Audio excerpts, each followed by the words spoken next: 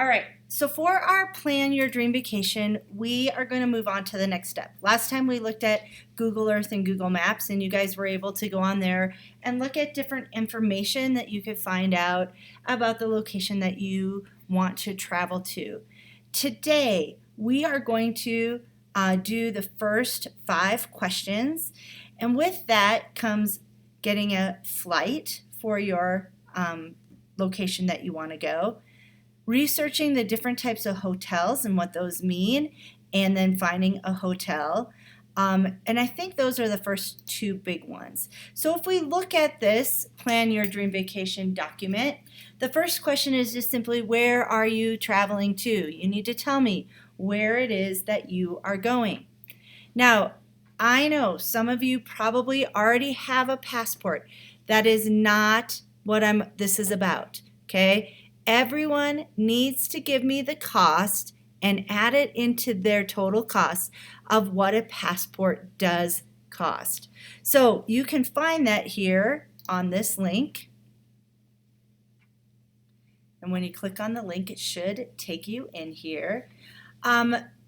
We are looking for the cost to get a new passport, okay?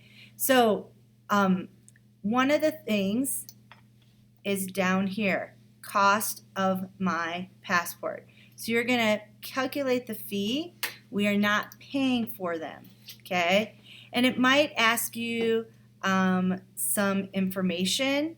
You can go ahead, just do not apply. I just want how much it cost, okay? And generally, I'm going to look here. They always move things around on me every year. They usually have just a little place on how much it costs so you can see it, but I'm not seeing that this time. So if I need to, I will give you some other information when I find it. But for now, go to that place and put your information in and find out how much it costs, but you are not buying one. The next question is just for you to list all the different forms of transportation that you think you will use. So think about it. You're leaving Grand County. You need to get from Grand County to the airport. What do you think you're going to use? Probably a car, right? Or if you need a shuttle, whatever it is. I want you to think about, okay, I'm going to from Grand County to the airport. I need to get a car. Then I'm going to fly. So then you're going to take a plane from one place to the other. Maybe you've decided you're doing a cruise or you're doing something else. Whatever it is, you need to think about that transportation. Once you get to your location, how are you going to get from the airport to your hotel?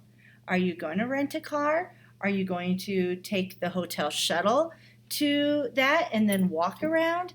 Are you going to maybe do a Eurail pass? What is it that you are thinking you are going to use for travel? You might have to come back to this question over and over as you get to a certain location and you go, you know what? I don't think I need a car actually. I think I want to just use public transportation and instead purchase this Eurail or whatever it is. So think about all of those things. So for now, I just want you to think about, okay, I'm going there.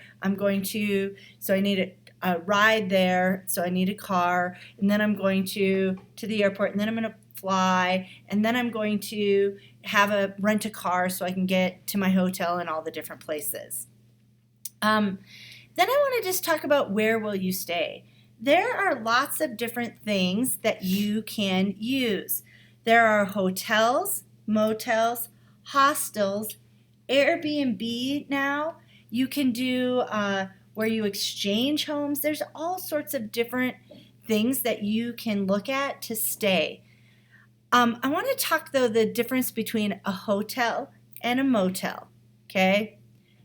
Hotels have the doors inside of a hallway. So you actually walk into the hotel, you go to your check-in spot, and then all the rooms are inside, like the doors to the rooms are inside. Motels, all the doors to the rooms are on the outside. So if you think of like a Motel 6, all of the doors to each room are on the outside. They have no inside hallways, okay? So that's the main difference between a hotel and a motel. Hostels are really cool little places that you guys can stay at for very cheap.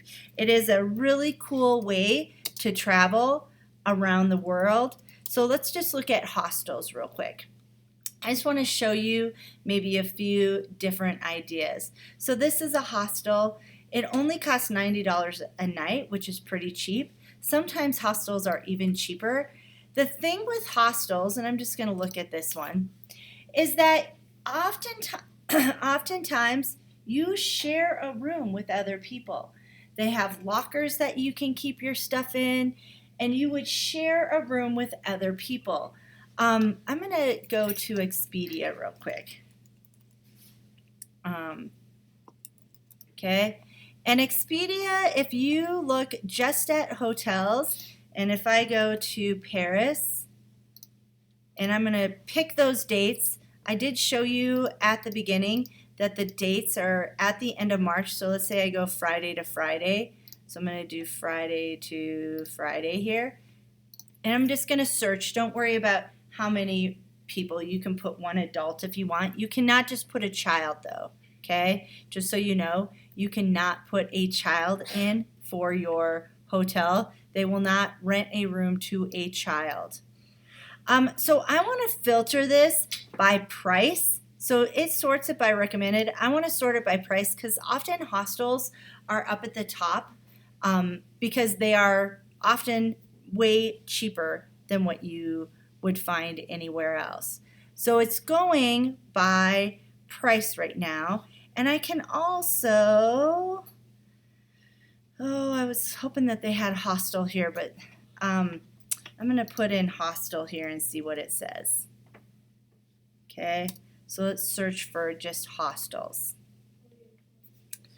All right, so there are different hostels out there that you can find. Here's some of them that they pulled up. And a hostel, for instance, usually has multiple beds, kind of like this. This is what I wanted to show you. See how they have multiple beds? It is bunk beds where you can stay in a room with a lot of different people. They charge you much less for that stay than a regular hotel stay. And there are some really cool, especially if you're traveling by yourself, hostels that you can stay at where you'll actually meet people from all around the world who are also traveling by themselves. And you can get into groups and go travel with them and explore different places. So hostels are fun ways where you can meet other people who are traveling on their own too. So it's just one option. Hostels are definitely less expensive, and they allow you to travel around and see different things at a cheaper rate. The other ones are Airbnbs. You can decide what you want to do there. Airbnbs are homes where you go. There's also one, does anybody remember the name of it, where you can stay in someone's house and oftentimes you're just renting a room? I think that is Airbnbs. And then you can also do VRBOs. Those are vacation rentals by owner, where you actually rent a whole house. Okay? So you can look up the different things, decide where it is that you want to stay. And that may change too. Then you have these. You have Expedia, Travelocity, Orbitz, Hotwire. There are other ones. These are just the links that I have given you. You need to start trying to find your hotel. You need to start trying to find your airfare. So let's go back over here. I'm going to go back to Expedia. We're going to come back just to the beginning here. And we're just going to look up flights. I do not want you to bundle your flight and your hotel. I want you to do them separately so you get the idea of how much each one of those costs, okay? So if I were flying from Denver International to Paris on those dates, and I'm just going to be one adult. We do not need two, just one. Again, you cannot be a child flying by yourself, so just get the cost of one adult. You're going to search for that, and you're going to look, it's going to come up here, and you're going to look for probably one of the cheaper flights, right? You're not going to necessarily go for the most expensive flight, you can if you want. It's up to you. Remember, you have a $5,000 budget. It does take a second for them to come up. And once you get in here, you will notice that it has, wow, the flights are not very cheap right now to Paris. You can see that it has some information on it. So for instance, this flight right here leaves at 12:47 p.m. and it will get to Paris at 8:05 a.m. the next day. Do you see this +1? That tells you that it gets there the next day, and that's the time difference. Your total flight is 12 hours and 18 minutes, and you have one stop with this flight. So you are going to fly from Denver to DFW. Now, if you click on this details, it will tell you a little bit more detail. So your first flight is from 12:47 to 3:35 p.m. It's an hour and 45 minutes. You go from Denver to Dallas on American Economy, and this tells you what kind of plane it is. It's an Airbus A321, and you can purchase food. 1 hour is 20 minutes, and that is your first stop. Now you will be there from 3:35 to 4:55. At 4:55, you get on your flight from Dallas to Paris. It gets you there at 8:05 a.m. the next day. That's 9 hours, 10 minutes, okay? It gives you all the information down here about checking your bags, things like that, okay? So if you want, this is just your flight there. That is not your flight back. You can select this one.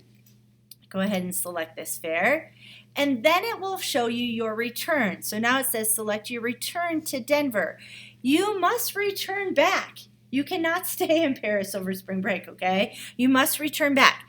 So this one is telling you it costs you $0 extra. This one, if you pick this flight, is going to add $2 to that price, $3, and so on. And as you go up, it will definitely jump up in price pretty quickly. So you can decide what is best for you. I'm going to select this flight. Again, you can look at the details if you want from where you're going to go. So this one goes Paris to Charlotte, Charlotte to Denver. It will get you back. It gives you your information on your baggage fees and stuff. This is actually on American Airlines. Okay, so if I go ahead and select this fare, this will get you, we're not going to add hotels. We're going to say no thanks. This will get you to the point where you're going to now take a screenshot of this. This tells you all your information, flight, and how much it is going to cost you. So this is where I want you to do Command-Shift-4 and take a screenshot of all of this. Now that screenshot is going to show up on your desktop. So somewhere on my desktop here, I should have that screenshot. Where, let's see where it went to. It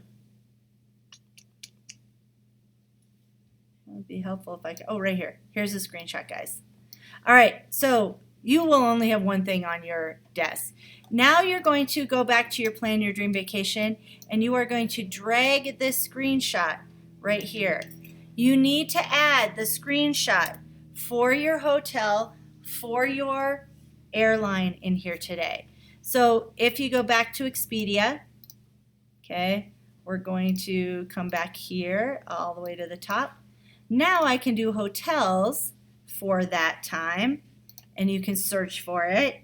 You can decide where you want to stay. I just want to warn you, $300 is per night. That's not for the 7 days. So you need to multiply that by 7. See how this gives you your total? $2,339. So it does add up really quick. So if I decided I wanted to go here to this one, okay, and I'm going to have to pick which type of room, so I'm just going to do a standard room, okay, and I'm going to reserve it. This is what I want you to take the picture of right here. This gives you your total cost that it is going to cost you for your time there. So this is where you would do the Command-Shift-4. You are going to take the picture of this. Again, that will be a screenshot on your desktop. Hopefully I can find that one quickly. And you are going to drag that in here and drop it in so that you have that picture. Okay? So this is what I want you to do this first day. I want you to simply answer these first 4 questions, get to number 5 and start looking up how much it is going to take you to fly and get a hotel. If you want, you can do car rentals there too. Okay? All right, I'm going to